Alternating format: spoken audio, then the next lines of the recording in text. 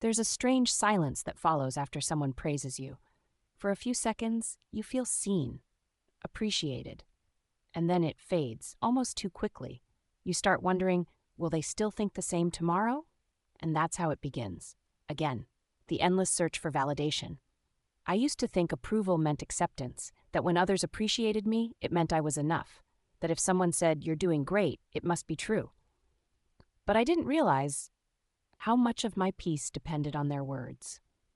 It started subtly. When I was a child, my teacher once said, "Good job, you're such a bright girl." That moment lit me up like sunlight. But then the next day, when I didn't get the same praise, I wondered what I did wrong. That was the first seed, the seed of conditional self-worth. As I grew older, it became part of everything. How I looked, what I wore, how people reacted to my posts, how they responded to my silence, how they looked at me when I walked into a room. Validation was no longer an occasional desire. It was an addiction dressed as motivation. I remember this one day vividly. I was sitting in a cafe, scrolling through my phone, and I saw this old friend post something. A simple picture, hundreds of likes, comments full of praise. I looked at my own post, quiet, barely noticed, and it hit me. I wasn't sad because I didn't like my picture. I was sad because others didn't like it enough. That realization was like a mirror shattering. We live in a time where our worth feels measurable, in likes, follows, compliments, promotions, attention. But these are not measures of value. They're echoes of perception. And here's the truth that stings. External validation doesn't confirm who we are. It confirms what people think we are. Let me tell you a story. A few months ago, I met a woman named Aisha at a creative workshop. She had this gentle energy, calm, confident, composed. When she spoke, people listened, not because she was loud, but because she was real. Later that day, I asked her, "How do you manage to be so self-assured? Don't you ever doubt yourself?" She smiled and said something I never forgot. "I stopped outsourcing my worth. I didn't understand it at first," she continued. "I realized that when my confidence depends on how others see me, I'm giving them the password to my peace, and that's too dangerous." That night, her words kept echoing, outsourcing my worth. I realized that's exactly what I had been doing. Every compliment felt like oxygen. Every silence felt like suffocation. I wasn't living freely. I was living as a reflection of what I thought others expected me to be. Sometimes validation is so subtle that we don't even see it. We chase it in our relationships, seeking reassurance again and again, not because we doubt love, but because we doubt our deservingness of it. We chase it at work, trying to prove our value through constant productivity just to hear someone say, "You're doing amazing." We chase it socially, adjusting our tone, style, and opinions so we can fit into a box that doesn't even belong to us. And in the process, we lose the rawness of who we truly are. At one point, I started asking myself, why do we crave validation so deeply? Why do we want others to confirm what we already know about ourselves? The answer was buried in childhood. We are conditioned to associate approval with love. Good grades meant praise. Good behavior meant affection. We learn that being accepted is safer than being authentic. So we start designing ourselves not from the inside out, but from the outside in. We wear personalities like costumes. We rehearse our emotions to match expectations. And the more we perform, the more we lose touch with our real voice. But here's the tragedy. External validation is never permanent. It's like drinking salt water when you're thirsty. It feels satisfying for a moment, but it leaves you emptier than before. Every time you depend on someone else's approval to feel good, you unknowingly tell yourself, "My opinion isn't enough." And the more you believe that, the weaker your self-trust becomes. I once read something that changed me completely. Approval is a currency that keeps you poor. It's true, because the more you seek it, the less you invest in your own validation.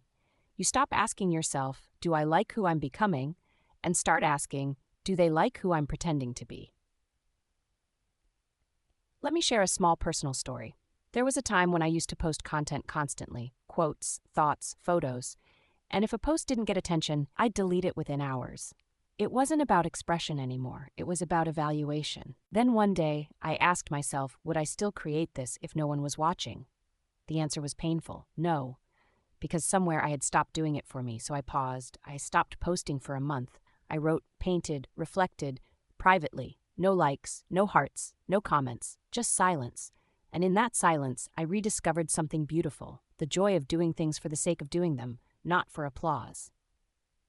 Validation often hides in our relationships too. Sometimes, we confuse love with constant reassurance. We want our partners to keep affirming our worth, to say things that fill the gaps we haven't healed. But no one can validate what we refuse to accept within ourselves. Because love isn't meant to replace your self-worth, it's meant to reflect it. And if you can't see your own light, you'll keep doubting every person who tries to show it to you. One of the hardest truths I had to face was this. Validation feels good because it temporarily quiets insecurity, but it also keeps insecurity alive. Like feeding the very thing that hurts you. You don't heal by feeding the wound, you heal by closing it.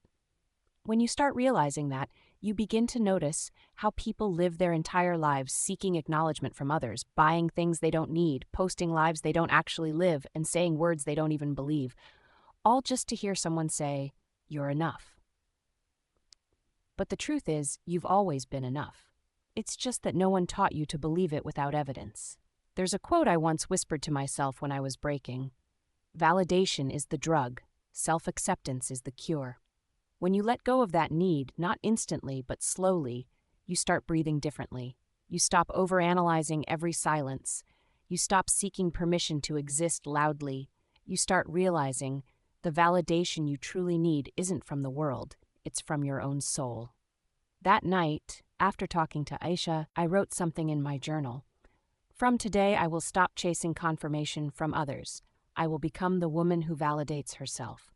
It didn't happen. Overnight, I still slipped, still caught myself wondering what people thought. But every time I did, I reminded myself, I am not here to be understood. I am here to be real. And authenticity doesn't need applause, it just needs courage. In the next part, I'll share how I learned to replace external validation with internal grounding, how to build an unshakable sense of worth, even when the world goes silent. Because once you stop seeking their yes, you begin to hear your own voice. Louder, freer, and more beautiful than ever before. When you stop chasing validation, the world gets quieter. And at first, that silence feels terrifying. Because when you've lived your whole life listening for applause, you don't know what to do when it stops. You start to wonder, was I ever truly enough? But that silence isn't emptiness. It's space. The space where your real voice begins to rise. I remember the first few weeks after I decided to stop living for approval. It felt strange. Like walking barefoot after years of wearing shoes. Every emotion felt raw. Every opinion felt fragile. I was so used to asking, do they like it, that I forgot to ask, do I? And that's the moment the healing began. When I started seeking validation not from others, but from the part of me that was waiting to be trusted. The first step to freeing yourself from external validation is to recognize your conditioning. We've been taught to measure worth through performance. Grades, beauty, success, relationships, everywhere we turn, someone's holding up a scoreboard. But life isn't a competition, it's a composition. And every soul plays its own music. When you compare your rhythm to someone else's applause, you forget the melody you were born with. I started rebuilding my sense of worth from small, quiet acts. I began complimenting myself, not in a loud, forced way, but in whispers. When I completed something, I'd pause and tell myself, hey, that was good, I did that with love. When I looked in the mirror, instead of scanning for flaws, I tried to notice my energy, the softness in my eyes, the way I showed up even when tired. At first, it felt uncomfortable, almost fake, because self-validation feels foreign when you've been waiting for others to do it your whole life. But repetition creates roots. And slowly my inner voice grew stronger than the noise around me. The second step is embracing solitude. Most people avoid being alone because silence exposes the truth we keep running from. But solitude isn't loneliness. It's self-meeting. When you spend time with yourself, without distractions, without validation loops, you begin to see who you are without performance. And that version of you is sacred. It's the version that doesn't care about numbers or attention. It's the one who creates because creation feels alive. It's the one who laughs without needing an audience. There's a quote I once read that said, "People who don't need validation from others are the hardest to control." That line stuck with me, because seeking validation isn't just emotional, it's also a form of subtle control. The moment someone realizes that you crave approval, they can influence your actions with it. They can withhold it to make you chase harder. They can offer it to make you comply. But when you start validating yourself, you take your power back. You become unpredictable, not rebellious, but free. Freedom from validation doesn't mean isolation. It means liberation. It means you can receive feedback without losing your center. It means you can accept love without begging for it. It means you can face rejection without falling apart, because now your sense of worth lives within you, not in their reactions. I remember one day, after months of practicing this mindset, I ran into a person who once made me feel small. In the past, I would have tried so hard to win their approval, smile extra, act agreeable, soften my truth. But that day I just smiled, calm, neutral. I didn't feel the need to prove anything. And that's when I realized healing doesn't always look like confidence. Sometimes it looks like peace. The third step is redefining validation itself. Validation isn't evil. It's a human need. We're wired for connection. The problem isn't validation, it's dependence on it. Healthy validation sounds like this: I appreciate your opinion, but I also trust my own. I'm open to feedback, but my worth isn't on trial. I'm grateful for praise, but I don't need it to continue. That's balance, not rejection, not obsession. When you stop depending on validation for survival, you start using it for growth. But how do we actually strengthen that inner validation muscle? Here's what I began to practice every single day. 1. Morning grounding.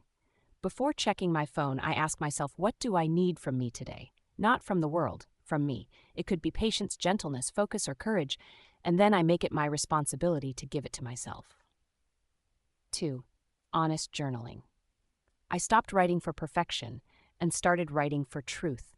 When you write your feelings without censoring them, you stop filtering your life for approval. That's when honesty becomes healing. Doing things privately. We've become so used to showing everything, our meals, our thoughts, our achievements. But when everything is visible, nothing feels sacred. So I started doing things quietly, painting without posting, reading without sharing, celebrating without announcing. It taught me the joy of private satisfaction, the feeling of being proud, even if no one claps. 4. Mirror talk. Every morning I look at myself, really look, and say, I'm proud of you.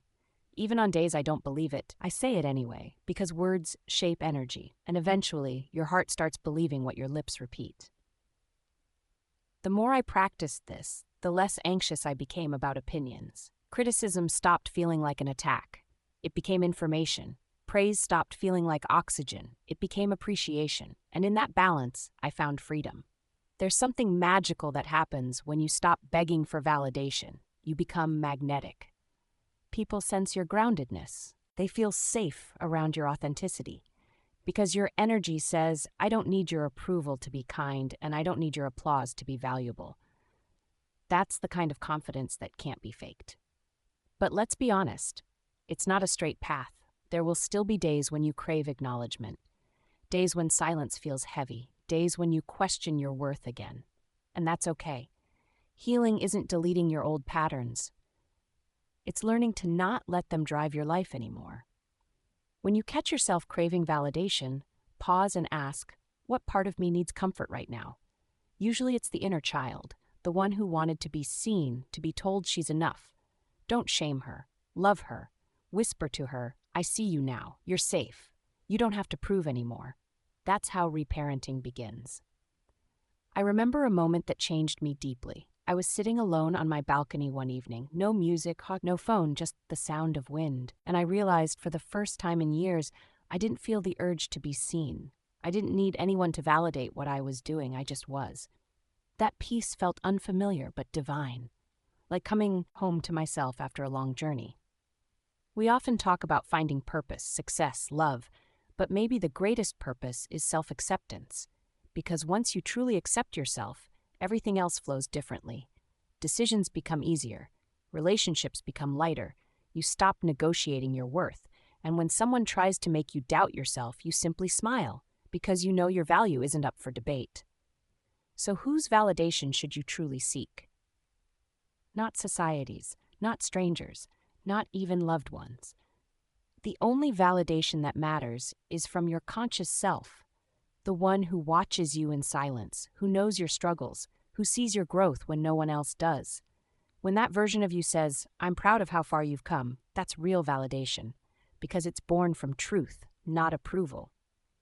Let me tell you what freedom feels like when you finally stop seeking validation. It feels like walking into a room without shrinking yourself to fit in. It feels like posting something without checking how many liked it. It feels like saying no without explaining yourself 100 times.